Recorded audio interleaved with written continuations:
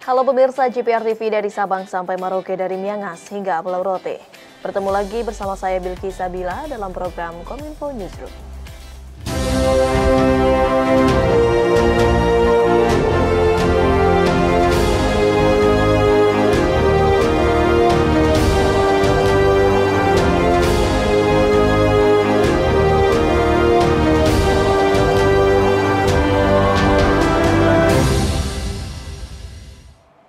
Inilah Kominfo Newsroom selengkapnya. Pemirsa, usai mengikuti rapat terbatas dengan Presiden Joko Widodo, Menteri Investasi Bahlil Lahadalia menyatakan kebijakan perdagangan karbon di Indonesia bersifat terbuka.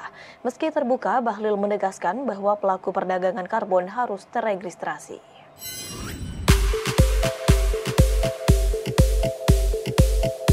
Menteri Investasi atau Kepala Badan Koordinasi Penanaman Modal Bahlil Lahadalia dalam konferensi pers usai rapat terbatas bersama dengan Presiden Joko Widodo menyampaikan bahwa kebijakan perdagangan karbon di Indonesia bersifat terbuka bagi seluruh pelaku usaha, namun harus terintegrasi melalui Kementerian Lingkungan Hidup dan Kehutanan sebelum melakukan perdagangan karbon di bursa karbon. Adapun terkait tata kelola perdagangannya akan diawasi langsung oleh Badan Otoritas Jasa Keuangan yang mekanismenya dan peraturannya masih dipersiapkan, termasuk menunggu ketentuan dari pengenaan pajak terkait bursa karbon tersebut. Selain itu, Bahlil juga menyampaikan pemerintah nantinya akan melakukan penataan perizinan di wilayah-wilayah konsensi seperti hutan lindung dan hutan konservasi, di mana saat ini konsesi yang dimiliki oleh perusahaan tersebut akan diatur tata kelolanya oleh pemerintah. Dalam rapat tersebut, pemerintah juga telah menyepakati bahwa harga karbon di Indonesia tidak boleh dijual di pasar karbon lain di luar negeri.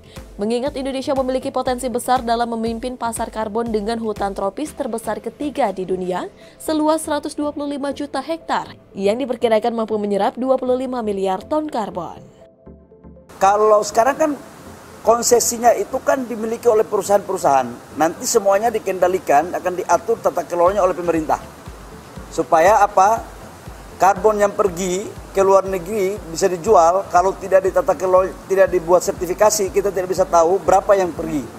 Kemudian ini juga menjadi sumber pendapatan negara kita. Informasi lainnya pemirsa, Politeknik Ketenagakerjaan Perguruan Tinggi di bawah Kementerian Ketenagakerjaan membuka pendaftaran bagi calon mahasiswa dan mahasiswi. Untuk jalur seleksi berdasarkan prestasi, proses pendaftaran dibuka pada 3 April hingga 31 Mei 2023. Sementara untuk seleksi berdasarkan tes dibuka pada 2 Mei hingga 28 Juni 2023. Kementerian Ketenagakerjaan kembali membuka kesempatan kuliah full beasiswa bagi lulusan SMA dan atau sederajat di Politeknik Ketenagakerjaan. Polteknaker membuka kesempatan memperoleh beasiswa bagi para lulusan SMA, SMK, MA, MAK dari semua jurusan yang berusia maksimal 25 tahun terhitung hingga tanggal 30 Juni 2023. Melalui siaran pers Biro Humas Kemenaker, Anwar Sanusi mengatakan, kesempatan memberi pendidikan 100% bagi mahasiswa yang lulus PMB 2023-2024 dengan memperhatikan prinsip adil, akuntabel, efisien, dan transparan tanpa membedakan jenis kelamin, agama, suku, ras, kedudukan sosial, dan tingkat kemampuan ekonomi seseorang. Polteknaker merupakan perguruan tinggi non-kedinasan di bawah Kemenaker yang membuka kesempatan bagi para calon mahasiswa untuk memilih program studi sesuai minat, yaitu Diploma 4 Relasi Industri, Diploma 4 Keselamatan dan Kesehatan Kerja, dan Diploma 3 Manajemen Sumber Daya Manusia. Khusus pendaftar dengan pilihan program studi K3 disyaratkan tidak buta warna parsial atau total, melalui surat keterangan yang dikeluarkan oleh Rumah Sakit Umum Pemerintah minimal tipe C. Sebelumnya, Polteknaker telah membuka jalur seleksi berdasarkan prestasi atau SBP sebagai apresiasi kepada lulusan SMA dan atau sederajat yang berprestasi dalam bidang akademik dan atau non-akademik dari tanggal 3 April 2023. Presiden Joko Widodo menerima kunjungan 8 anggota Kongres Amerika Serikat di Istana Merdeka, Jakarta. Dalam pertemuan tersebut membahas sejumlah isu, salah satunya terkait kemitraan setara atau equal partnership di antara kedua negara. Presiden Joko Widodo pada Rabu kemarin menerima kunjungan 8 anggota Kongres Amerika Serikat di Istana Merdeka, Jakarta. Dalam pertemuan bilateral tersebut, Menteri Luar Negeri Retno Marsudi yang mendampingi Presiden mengatakan, kedua negara membahas pentingnya kemitraan setara antara Indonesia dan Amerika Serikat. Selain itu, terdapat pula pembahasan mengenai perdagangan bebas dan terbatas antara kedua negara dalam waktu dekat. Selain itu, Menlu Retno menyatakan Amerika memberikan apresiasi atas keketuaan Indonesia di ASEAN dan berharap Amerika mampu memberikan dukungan dari implementasi Asian Outlook. Dalam pertemuan tersebut, Menlu menyebut Presiden menekankan kepada anggota Kongres Amerika akan isu akses pasar dan perlakuan diskriminasi barang ekspor Indonesia ke Amerika Serikat. Dalam pernyataannya, Presiden menambahkan, tekad kuat Indonesia membangun industri hilir dan harapan Indonesia dapat menjadi bagian dari rantai pasok Amerika Serikat dan juga dunia.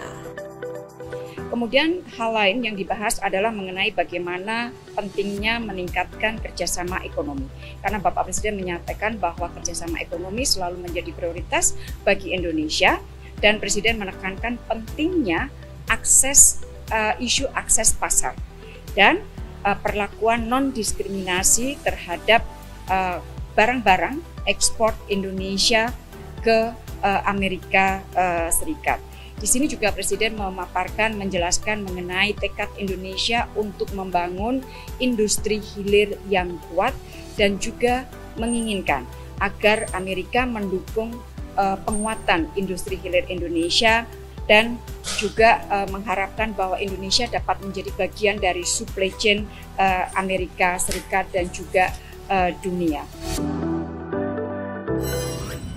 Pemirsa, usai jeda kami akan kembali dengan informasi lainnya. Tetaplah bersama kami dalam Kominfo Newsroom.